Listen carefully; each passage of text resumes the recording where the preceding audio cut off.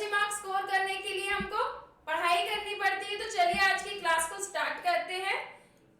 आज एक और कंपनी अकाउंट का बहुत इंटरेस्टिंग सा टॉपिक्स मैं आप लोगों के लिए लेकर आई हूँ, वो है फॉरफीचर्स ऑफ शेयर्स, अंशों को जब्त कर लेना।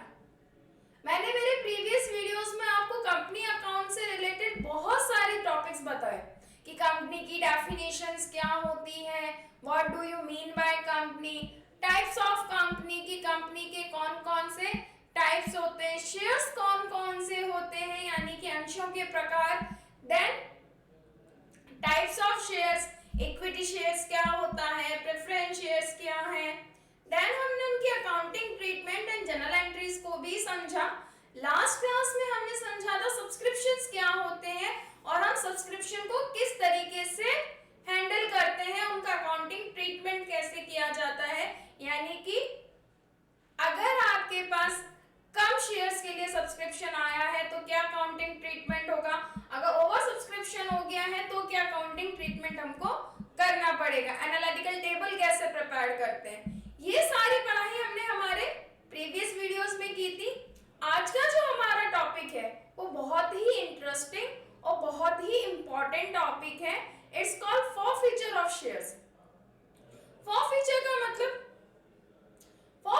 मतलब होता है जब्त करना, यानी फॉरफीचर ऑफ शेयर्स को अगर हम हिंदी में कहें तो कहा जाता है इसको अंशों को जब्त कर लेना। फॉरफीचर ऑफ शेयर्स को हिंदी में हम क्या कहते हैं, अंशों को जब्त करना। तो अब हम अंशों को कैसे जब्त कर सकते हैं, क्या मतलब हुआ इसका, तो हमें काफी कंफ्यूजन रहता है इस चीज में। तो फॉरफीचर ऑफ शेयर्स का मतलब जब कोई शेयर होल्डर कंपनी के ड्यू अमाउंट को पे नहीं करता, यानी कि कंपनी में हमने क्या देखा था कि कंपनी टाइम टू टाइम अपने शेयर होल्डर से कॉल्स करती है, पैसे लेती रहती है, वो एप्लीकेशन पे लेगी, फिर अलॉटमेंट पर लेगी, देन फर्स्ट कॉल पर और फिर सेकंड कॉल पर। बट अगर जो शेयर होल्डर है कंपनी का वो उसका पेमेंट नहीं करता है तो ऐसे टाइम पे क्या होगा, ऐसे टाइम पे कंपनी को ये राइट होता है कि वो उसके शेयर्स को कैंसिल कर ले, अपने पास फॉरफिट करके रख ले, तो वो प्रोसेस कहलाता है फॉरफीचर ऑफ शेयर्स। तो आइए इसकी अच्छे से डेफिनेशन पढ़ते हैं कि प्रोसीजर क्या होता है फॉरफीचर्स का और ये किस तरीके से किया जाता है।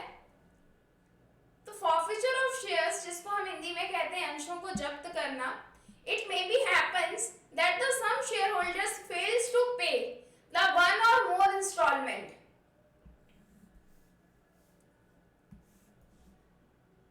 allotment money or a calls money. In such circumstances the company can forfeit their shares or cancel their allotment and treated amount is already received thereon as a forfeit to the company within the framework of the provision its articles. समझ में आया जो चीज मैं आपको समझा रही थी कि अगर कोई शेयर होल्डर्स फेल हो जाता है एनी इंस्टॉलमेंट, यानी या तो उसने कोई एक इंस्टॉलमेंट नहीं दी या एक से ज्यादा इंस्टॉलमेंट का पेमेंट नहीं किया। यहाँ इंस्टॉलमेंट का मतलब है अलॉटमेंट मनी का, आपको शेयर अलॉट हो गए, उसके बाद कंपनी ने आपसे अलॉटमेंट मांगा, आपने अलॉटमेंट का पेमेंट नहीं किया, आइदर आप अलॉटमेंट का पेमेंट कर चुके हो बट आप कॉल्स को पे नहीं कर रहे हो, ऐसी सिचुएशन में कंपनी क्या करती है, ऐसी सिचुएशन में कंपनी उनके शेयर्स को फॉरफिट कर सकती है, यानी अपने पास जब्त करके रख सकती है, कैंसिल देयर अलॉटमेंट, जो शेयर उनको अलॉट किए गए हैं उनको कैंसिल कर लेगी और जो अमाउंट ऑलरेडी उनके पास आ गया है उसको एज अ फॉरफिट करके अपने पास रख लेगी, यानी वो अमाउंट भी रिटर्न नहीं करेगी। और ये सारा प्रोसेस किसके थ्रू किया जाएगा, ये सारा process the framework of the provisions, उन प्रोविजंस या प्रावधानों के अनुसार किया जाता है जो कंपनी के आर्टिकल्स यानी कि अंतर नियम प्रोवाइड करते हैं। तो बहुत सिंपल सा कंसेप्ट, फॉरफीचर ऑफ शेयर्स का मतलब कि अगर किसी शेयर होल्डर ने कोई कोई इंस्टॉलमेंट यानी कि अलॉटमेंट मनी या कॉल मनी को पे नहीं किया। एक एग्जांपल के थ्रू समझिए। फॉर द एग्जांपल, कोई मिस्टर ए पर्सन था जिसके पास 100 शेयर्स थे। कितने शेयर्स थे? 100 शेयर्स थे।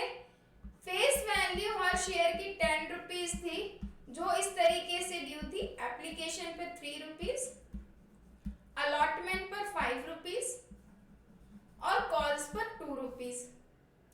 मिस्टर एक्स ने कंपनी को सिर्फ एप्लीकेशन अमाउंट का पेमेंट किया। कंपनी ने जब अलॉटमेंट मनी मांगी तो अलॉटमेंट का भी पेमेंट नहीं किया। जब कॉल्स मांगी तो कॉल्स का भी पेमेंट नहीं किया। यानी कंपनी तीनों चीजें कॉल कर चुकी है, एप्लीकेशन, अलॉटमेंट और कॉल्स। तो मिस्टर एक्स ने, सॉरी जो मिस्टर ए है, उसने क्या क्या पेमेंट किया? उसने एप्लीकेशन के 2 रुपीज, सॉरी एप्लीकेशन के 3 रुपीज तो पे कर दिए, अलॉटमेंट पेमेंट नहीं किया और कॉल्स का भी पेमेंट नहीं किया। कंपनी ने नोटिस भी भेजा। जब भी कभी कंपनी फॉरफिट करती है तो फॉरफिट करने से पहले शेयर होल्डर को एक चांस देती है, एक नोटिस भेजा जाता है 14 डेज का। You have to pay your due amount, if you not to be paid your share will be cancel. कि आपको अपने ड्यू पेमेंट, आपको अपने शेयर्स पर ड्यू जो भी अमाउंट है उसका पेमेंट करना होगा। अगर आप पेमेंट नहीं करते हैं तो हम आपके शेयर्स को क्या कर देंगे? कैंसिल कर देंगे। पर शेयर होल्डर ने ऐसा कुछ भी नहीं किया। तो कंपनी क्या करेगी? कंपनी इन 100 शेयर्स को फॉरफिट कर लेगी, अपने पास जब्त करके रख लेगी। यानी उसके पास शेयर से रिलेटेड जितने भी राइट्स हैं शेयर होल्डर के पास में, चाहे वो वोटिंग करने का, चाहे डिविडेंड को रिसीव करने का, चाहे वो कंपनी के डिसीजंस में पार्ट लेने का, अब वो कंपनी का शेयर होल्डर नहीं रहेगा। ऑल्दो उसके शेयर्स तो कैंसिल होंगे ही, साथ में उसने ये जो 3 रुपीज एप्लीकेशन पर पे किए थे ये भी उसको वापस नहीं मिलेंगे। इसीलिए कहा जाता है फॉरफिट ऑफ शेयर्स, कि जितना अमाउंट आपने पे किया तो आपको वो भी नहीं मिलेगा, क्योंकि आपने बाकी अमाउंट हमें पे नहीं किया है। तो फॉरफिचर ऑफ शेयर्स का कंसेप्ट समझ में आया कि जब भी कभी कोई शेयर होल्डर्स किसी भी अलॉटमेंट या कॉल्स का पेमेंट नहीं करता है तो ऐसी सिचुएशन में कंपनी के पास ये राइट होता है कि वो उनके शेयर को कैंसिल कर सकते हैं और जो अमाउंट उन्होंने ऑलरेडी अपने पास में पे कर रखा है कंपनी को, उसको फॉरफिट कर सकते हैं। फॉरफिटर की इस प्रोसीजर को और क्लियरली समझिए। जर्नल एंट्रीज, तो जर्नल एंट्रीज होती है at the time of forfeiture. जब भी हम कभी फॉरफिट करने जाएंगे तो हमें सबसे पहले ये देखना है कि हमारा शेयर कैसे इशू हुआ है। एट पार पर हम इशू कर रहे हैं या एट प्रीमियम पर हम इसको इशू कर रहे हैं। तो फॉरफिचर ऑफ शेयर्स हमने जब शेयर को इशू किया था तब कौन कौन सी चीजें मैंने आपको बताई थी कि एक कंपनी किस तरीके से अपने शेयर्स को इशू कर सकती है। मैंने मेरे प्रीवियस वीडियोस में आपको इशू ऑफ शेयर का कंसेप्ट समझाया था। इशू ऑफ शेयर का मतलब एक कंपनी 3 तरीके से अपने शेयर को इशू कर सकती थी। एट पार, जिसको हिंदी में क्या कहते थे आप लोग? सममूल्य पर। एट प्रीमियम, प्रीमियम को प्रीमियम ही कहा जाता था, या फिर प्रव्याजी पर, और एट डिस्काउंट यानी कि बट्टे पर। फिर मैंने आपको यह भी बताया था कि कंपनी अब डिस्काउंट पर शेयर इशू नहीं कर सकती है। यानी अब कंपनी 2 तरीके से शेयर इशू करती है, एट पार और एट प्रीमियम। एट पार का मतलब अगर 10 रुपीज का शेयर है, उसकी फेस वैल्यू 10 रुपीज है, तो उसको हम इशू भी कितने पे कर रहे हैं? 10 रुपीज में। और प्रीमियम का मतलब अगर हम 10 रुपीज के शेयर को 15, 20, 18, 100 यानी कि फेस वैल्यू से ज्यादा पर इशू कर रहे हैं, तो जो ज्यादा अमाउंट हम लेते थे उसको हम क्या कहते थे? प्रीमियम। अगर आपने शेयर्स कैसे इश्यू किया है, एट पार इश्यू किया है, तब आपकी जर्नल एंट्री किस तरीके से की जाएगी। तो अगर आप शेयर्स को एट पार इश्यू करते हैं तो जर्नल एंट्री होगी शेयर कैपिटल अकाउंट डेबिट। जब हम शेयर इश्यू करते हैं तब हम शेयर कैपिटल को क्रेडिट करते हैं, सिंस वो हमारी लायबिलिटी है। जब हम शेयर्स को फॉरफिट करते हैं तो हमारी लायबिलिटीज कम हो जाती है, इसीलिए हम उसको डेबिट करेंगे शेयर कैपिटल अकाउंट डेबिट। और कितने अमाउंट से डेबिट होगा, कॉल्ड अप कैपिटल से। यानी अगर आपने 10 रुपीज में से अभी तक 7 रुपीज ही कॉल किए हैं तो कैपिटल अकाउंट 7 रुपीज से डेबिट होगा। टू फॉरफिचर, यानी कि जितना अमाउंट वो पर्सन पे कर चुका है। टू शेयर अलॉटमेंट, अगर उसने अलॉटमेंट का पेमेंट नहीं किया तो to allotment. And to share calls, अगर उसने कॉल्स का पेमेंट नहीं किया है तो टू शेयर कॉल्स। कैसे, मैं वही एग्जांपल के थ्रू आपको वापस समझाती हूँ। मिस्टर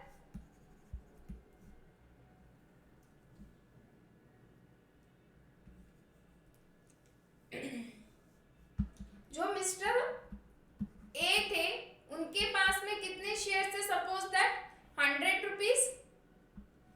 कंपनी के पास 100 शेयर्स थे और एक शेयर की वैल्यू कितनी थी, 10 रुपीज। एप्लीकेशन पर 3 रुपीज ड्यू थे, अलॉटमेंट पर 5 रुपीज और कॉल्स पर कितने रुपए मांगे थे कंपनी ने, 2 रुपीज। मिस्टर ए ने क्या किया था, मिस्टर ए ने एप्लीकेशन, अलॉटमेंट और कॉल्स, इसमें से सिर्फ एप्लीकेशन का पेमेंट किया, अलॉटमेंट और कॉल्स का पेमेंट नहीं किया। इसका मतलब कंपनी मांग तो पूरे 10 रुपीज चुकी है।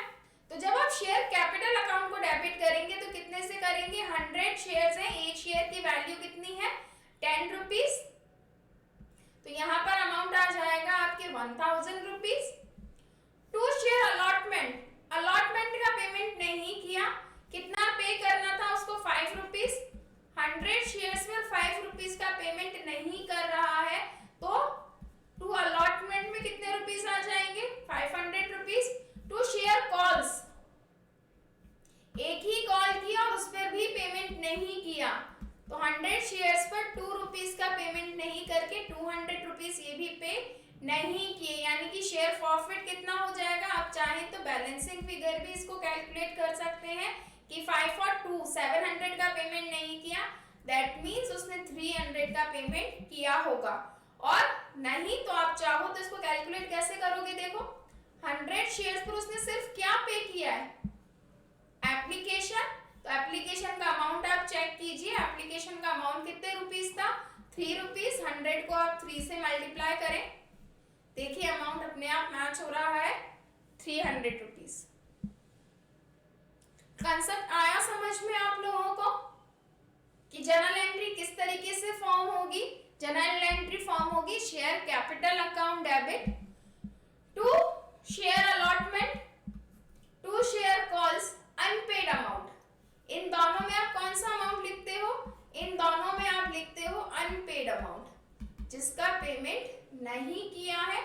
और टू शेयर फॉरफिचर, जिसमें पेड अप अमाउंट, जितना अमाउंट वो पे कर चुका है, नरेशन आ जाएगा, the share for non payment of allotment money and calls.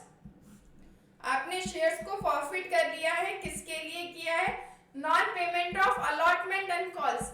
यहाँ जर्नल एंट्रीज में दोनों वर्ड यूज हुए हैं। सपोज दैट अगर वो अलॉटमेंट का भी पेमेंट कर देता तो अलॉटमेंट का नाम यहाँ फिर नहीं आएगा, फिर सीधा कॉल्स का आएगा, क्योंकि जो अमाउंट उसने पे नहीं किया है उसी की एंट्री हम यहाँ पर करते हैं।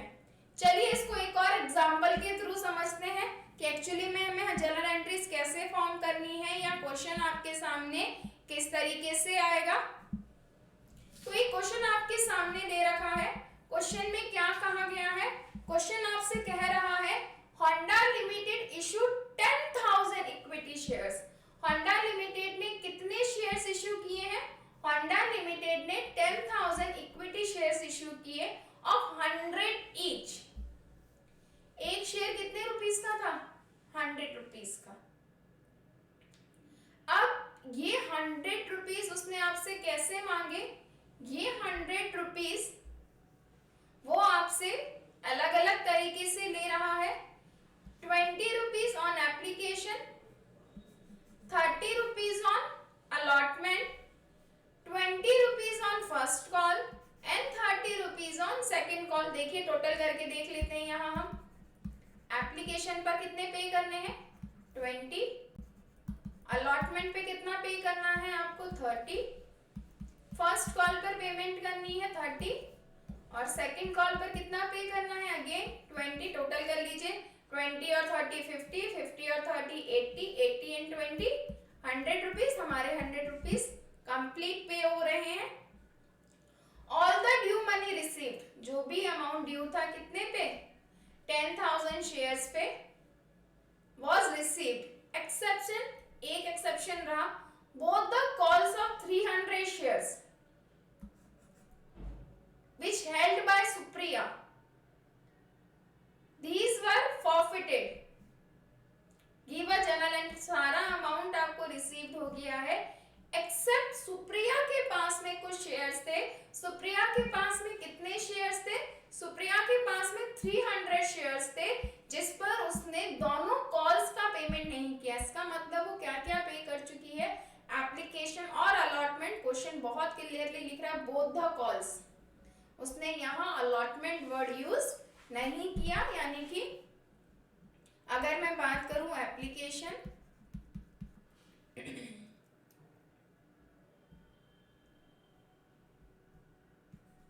अगर मैं सुप्रिया के रिगार्डिंग बात करती हूँ तो यहाँ आप देखिएगा एप्लीकेशन, अलॉटमेंट, फर्स्ट कॉल और सेकंड कॉल। सुप्रिया ने क्या क्या पे किया, एप्लीकेशन पर 20 रुपीज पे किए, यानी आपको एप्लीकेशन कंप्लीट मिली। अलॉटमेंट पर भी 30 रुपीज का इसने पेमेंट कर दिया। फर्स्ट कॉल का पेमेंट नहीं किया और सेकंड कॉल का पेमेंट नहीं किया, तो इसके शेयर्स को क्या कर लिया गया, फॉरफिट कर लिया गया। तो गिव द जर्नल एंट्रीज, आपको जर्नल एंट्रीज करनी है। तो एप्लीकेशन और अलॉटमेंट, इन दो एंट्रीज में तो कोई प्रॉब्लम नहीं आएगी। प्रॉब्लम कहाँ आएगी, फर्स्ट कॉल और सेकंड कॉल पर। तो चलिए क्वेश्चन को सॉल्व करते हैं। ना तो प्रीमियम पर इश्यू किया गया है, ना प्रो डाटा है, बहुत सिंपल सा क्वेश्चन है आपके लिए।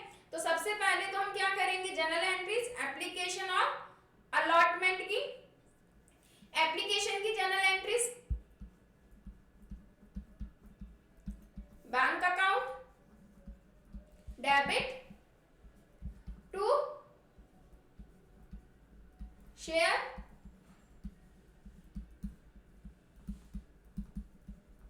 एप्लीकेशन अकाउंट बीइंग, कितने शेयर्स थे, एप्लीकेशन मनी रिसीव्ड ऑन, कितने शेयर्स पे रिसीव्ड हो रही है ये, 10,000 शेयर्स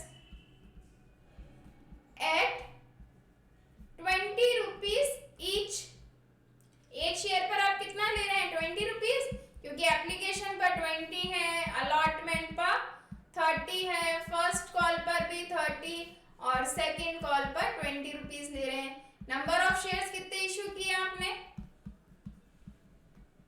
नंबर ऑफ शेयर्स आपने इश्यू किए हैं 10,000। अगर आप क्वेश्चन को इस तरीके से शॉर्ट में लिख लेंगे तो कभी भी आपका क्वेश्चन गलत नहीं होगा।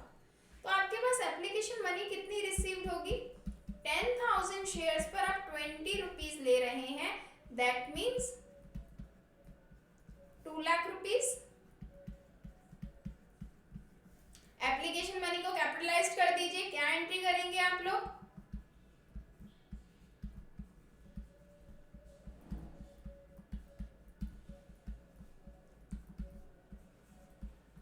Share application account debit to share capital.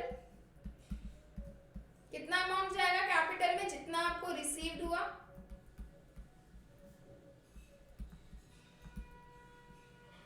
₹2 lakh being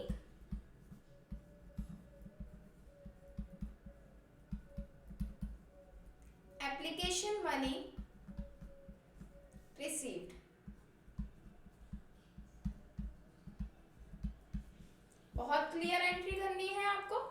बहुत सिंपल सा कंसेप्ट है। जिसने ये वीडियो आज फर्स्ट टाइम देखा है वो मेरे प्रीवियस वीडियोस जरूर देखें, जहाँ पे मैंने आपको ये बताया है कि जर्नल एंट्रीज कैसे की जाती हैं कंपनी अकाउंट्स के टाइम पे। कंपनी अकाउंट्स के टाइम पे आपको 8 जर्नल एंट्रीज करनी होती हैं, 2 एप्लीकेशन पे, 2 अलॉटमेंट्स पे और रिमेनिंग कॉल्स पे। अब नेक्स्ट एंट्री, अलॉटमेंट ड्यू और रिसीव्ड।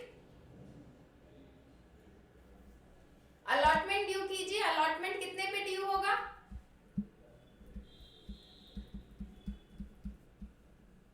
तो share allotment account debit to share capital. कितना अमाउंट ड्यू हो रहा है वापस से चेक कर लीजिए।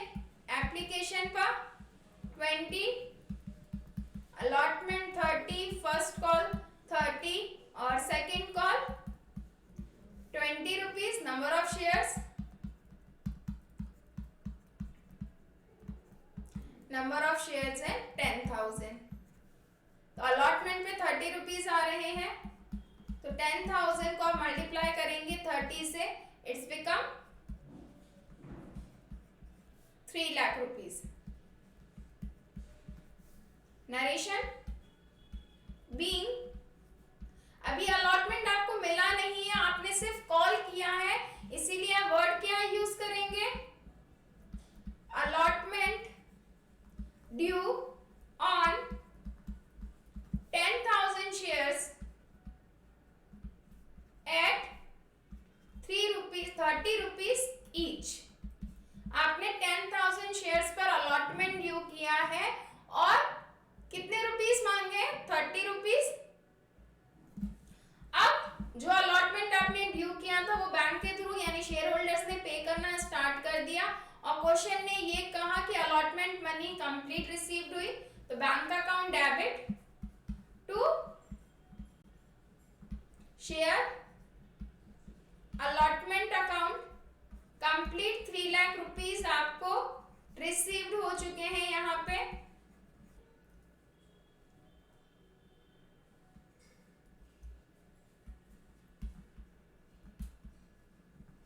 नरेशन में आप क्या लिखेंगे? Being allotment money received. Clear? अब नेक्स्ट जर्नल एंट्री। अब जो जर्नल एंट्री होगी उसको थोड़ा ध्यान से आपको देखना है कि हमें किस तरीके से सॉल्व करना है। यहां वाली जर्नल एंट्री को आपको थोड़ा सा ध्यान से देखना पड़ेगा।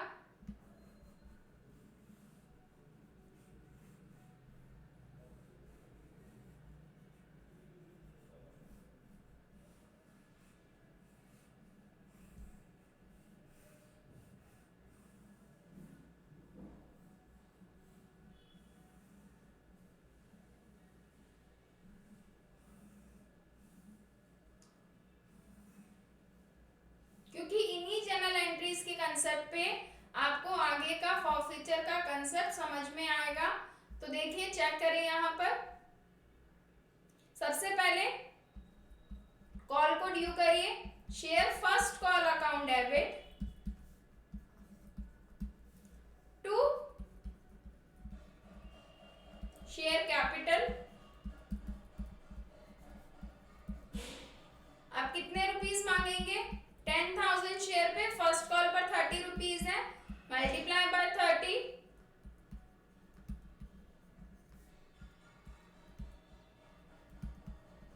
3 lakh rupees. Being call due on 10,000 share at कितने रुपीस ईच है? 30 rupees each. Next entry,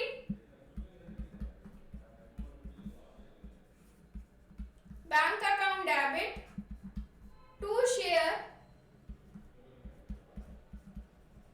first call account.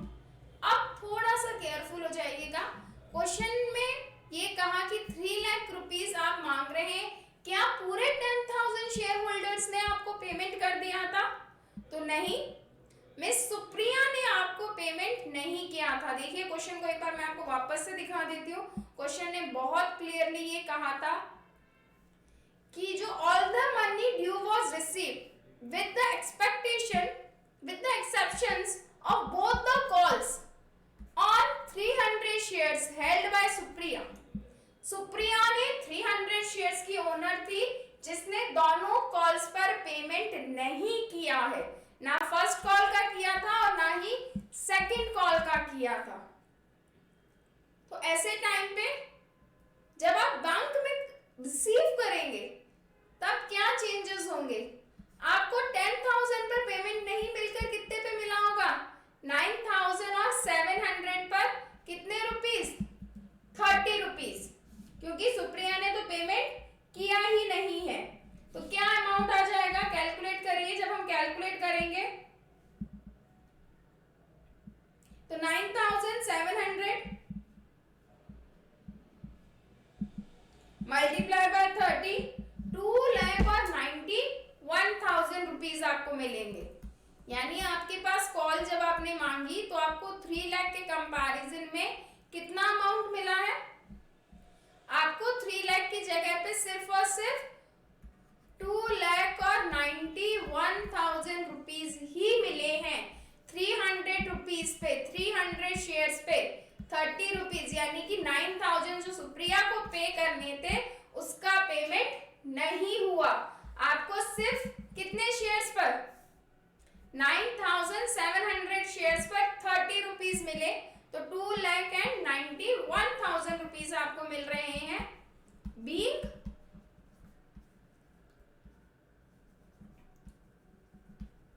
Call money received. Concept आया समझ में आप लोगों को? बहुत ध्यान से देख लीजिए कि 10,000 शेयर्स थे, इन 10,000 में से 300 शेयर जो सुप्रिया के पास थे उस पर पेमेंट नहीं आया, मतलब पेमेंट कितने पर आया था? 9,000 और 700 शेयर्स पर। एज इट इज जब आप सेकंड कॉल की एंट्री करेंगे सेम एंट्री होती है जो फर्स्ट कॉल की होती है, सिर्फ आपको यहाँ पर नेम चेंज करना है। जहां आपने फर्स्ट कॉल वर्ड यूज किया है वहां पर आपको क्या वर्ड यूज करना पड़ेगा?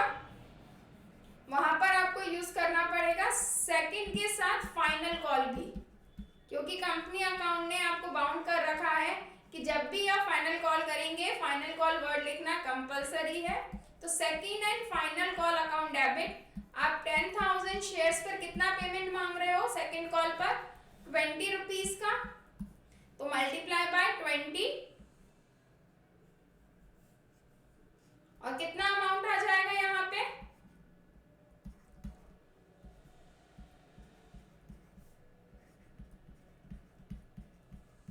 2 लाख रुपीस का। Being called due on 10,000 shares at 20 rupees each. Bank में रिसीव करने की भी सेम एंट्री होगी, बस जहां पर आपने फर्स्ट कॉल लिखा है उसकी जगह पर क्या वर्ड आ जाएगा? Second and final call. अब बैंक में कितना अमाउंट आएगा?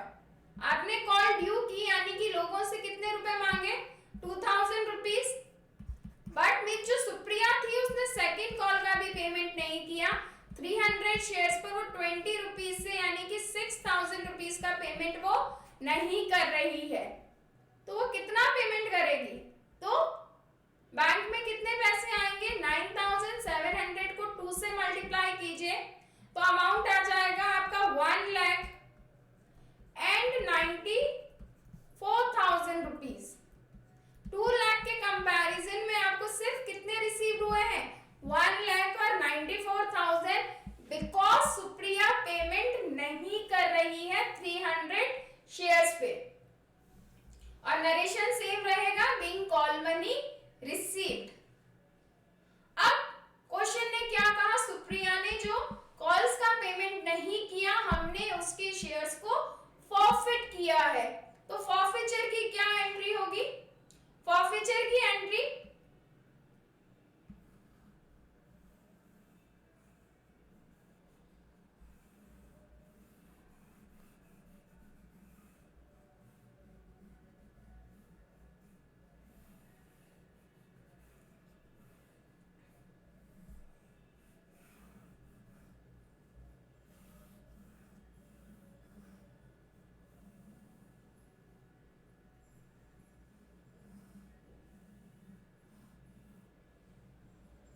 फॉरफिचर की एंट्री मैंने आपको बताई थी share capital account debit.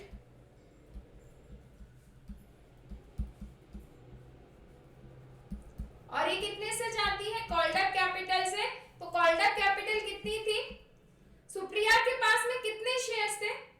Supriya के पास में 300 शेयर्स थे। और आप कितने रुपए मांग रहे हैं? हर एक शेयर्स पे 100 रुपीज ईच का शेयर है। तो सुप्रिया ने 300 शेयर्स पर 100 रुपीज का पेमेंट नहीं किया।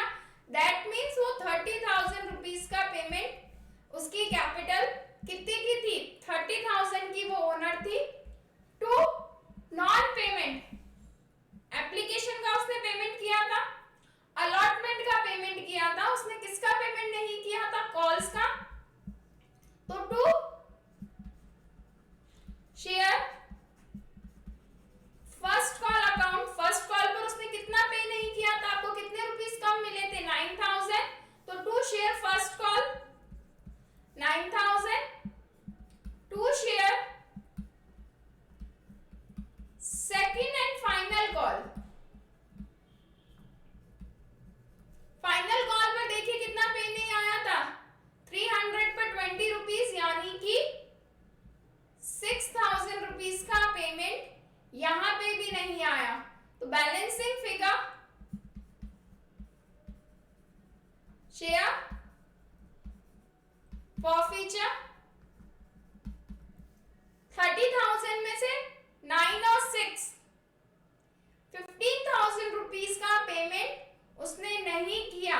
मतलब उसने कितना पेमेंट कर दिया होगा? बैलेंसिंग फिगर भी लिख सकते हो, शेयर फॉरफिचर का बैलेंस। और आप चाहो तो इसको कैलकुलेट भी कर सकते हो कि 300 को उस पे एप्लीकेशन की 20 रुपीज का उसने पेमेंट किया था और अलॉटमेंट के 30 रुपीज का, यानी 50 रुपीज का उसने पेमेंट किया था। 5 इंटू 3 15,000। क्लियर? फिर से देख लीजिए इस एंट्री को बहुत ध्यान से। शेयर कैपिटल कितने से आएगी? जितनी उसके पास कैपिटल थी और जो हमने कॉल किया था, हमने 100 रुपीज कॉल कर लिए थे पूरे, तो 300 को 100 से मल्टीप्लाई किया 30,000। नॉन पेमेंट किसका था? फर्स्ट कॉल पर 9,000 rupees, second and final call पर 6,000 रुपीज। बैलेंसिंग फिगर 15,000 कहाँ चले जाएंगे? उसके फॉरफिचर के बैलेंस में कि उसने 15,000 रुपीज का नॉन पेमेंट किया है। Narration being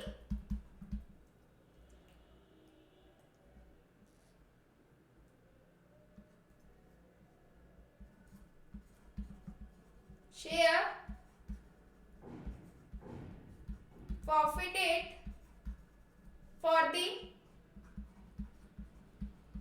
non-payment of calls। यहाँ अलॉटमेंट वर्ड यूज नहीं होगा क्योंकि उसने अलॉटमेंट का पेमेंट कर दिया है। कंसेप्ट समझ में आया आपको? कंसेप्ट नहीं समझ में आया हो तो मुझे कमेंट करके बताइएगा आपको कहाँ समझ में नहीं आया। ये बहुत ही इंपॉर्टेंट टॉपिक है फॉरफिचर ऑफ शेयर्स, कि जब हम कंपनी के शेयर्स को फॉरफिट करते हैं तो उसकी जर्नल एंट्री हमें किस तरीके से फॉर्म करनी है। देन ये तो क्वेश्चन मैंने कौन सा करवाया? जहां कंपनी ने शेयर्स को एट पार इशू किया था। अगर कंपनी अपने शेयर्स एट प्रीमियम पर इशू करती है तब क्या चेंजेस होंगे? If the premium amount has not been received, अगर शेयर होल्डर ने प्रीमियम का पेमेंट नहीं किया है, either the wholly or partially, in the respect the share forfeited, the security premium reserve account will also be debited. ऐसी condition में कि अगर वो प्रीमियम का पेमेंट नहीं करता है तो जहां हम जब सिक्योरिटी प्रीमियम को क्रेडिट करते हैं, जब हम शेयर फॉरफिट करेंगे तो सिक्योरिटी प्रीमियम को आप क्या कर देंगे, डेबिट कर देंगे the amount of premium not receive, जितना अमाउंट उसने प्रीमियम का पे नहीं किया है, the share capital account at the time of forfeiture. तो देखिए क्या जर्नल एंट्री होगी।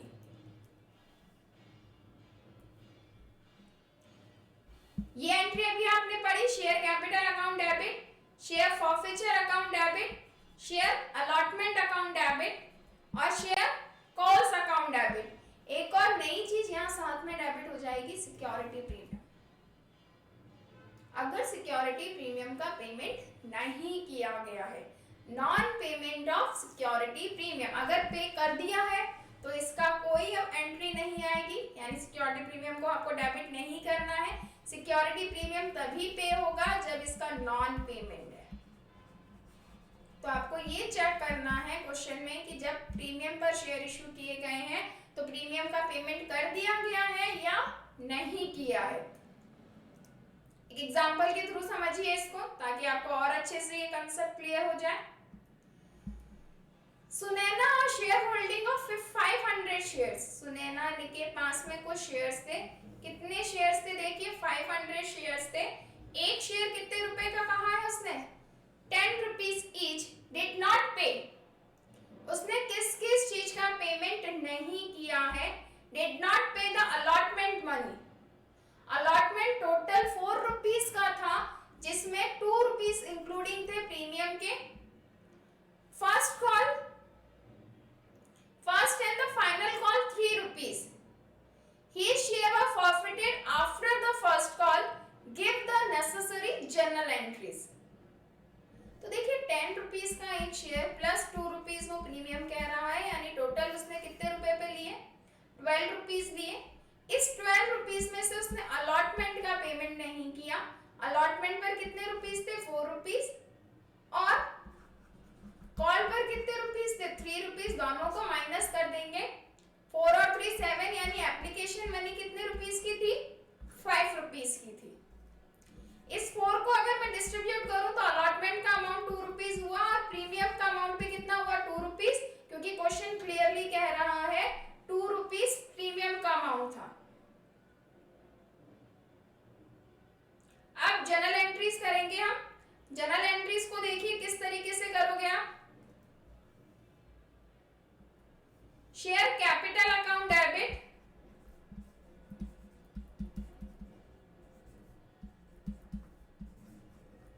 सुनैना के पास कितने शेयर्स थे, 500 शेयर्स थे और एक शेयर कितने रुपीस का था, 10 रुपीस का। 12 से मल्टीप्लाई नहीं करेंगे, हम कैपिटल अमाउंट को लिखेंगे यहाँ पर। तो कितना अमाउंट आएगा यहाँ पर, 5000।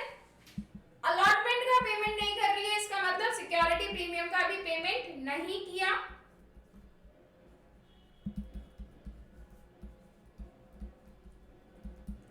सिक्योरिटी प्रीमियम अकाउंट भी यहाँ पर क्या हो जाएगा, डेबिट। 500 शेयर्स पर 2 रुपीज, 1000 टू, जो नहीं पे कर रही है वो सारे नाम यहाँ पर आ जाएंगे। तो 2 शेयर अलॉटमेंट,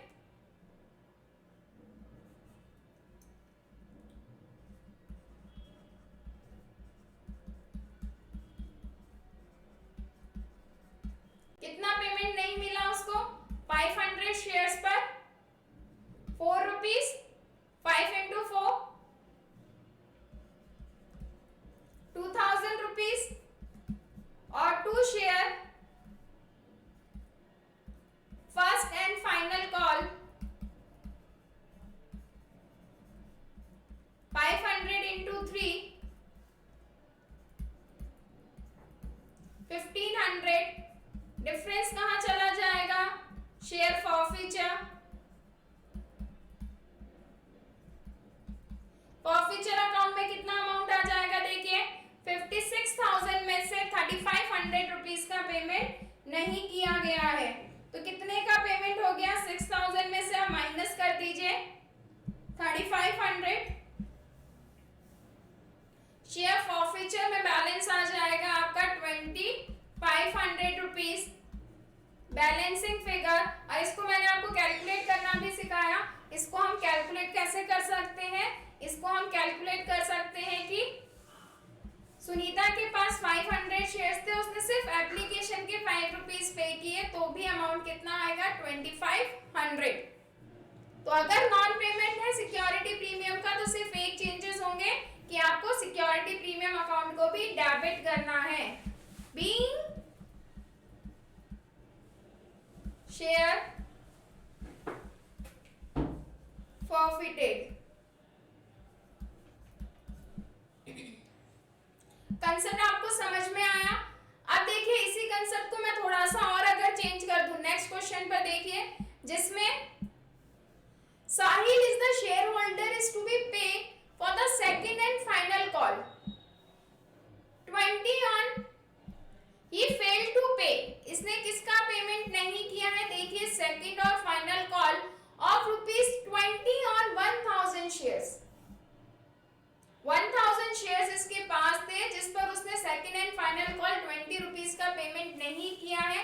इसको ये शेयर कैसे इश्यू हुए थे? इसको ये शेयर ₹120 की फेस वैल्यू थी, यानी ₹100 का शेयर 120 पर इश्यू हुआ था। He share forfeited after the second call. Give the necessary journal entry for the forfeiture. ₹20 के फेस वैल्यू पर आपको देखिए 120 का शेयर, 100 का शेयर 120 पे इशू हुआ था, but second and final call पर प्रीमियम नहीं है, यानी प्रीमियम का अमाउंट तो ये क्या कर चुका है? पे कर चुका है। ऐसे टाइम पे बहुत सिंपल सी एंट्री आप करेंगे फॉरफीचर की। क्या एंट्री करेंगे? Share capital account debit to share second and final call और टू शेयर फॉरफीचर।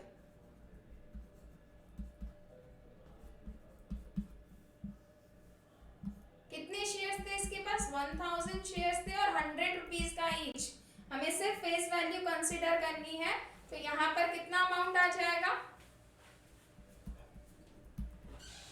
1 लाख। सिर्फ फाइनल कॉल का पेमेंट नहीं कर रहा है, तो 1000 मल्टीप्लाई बाय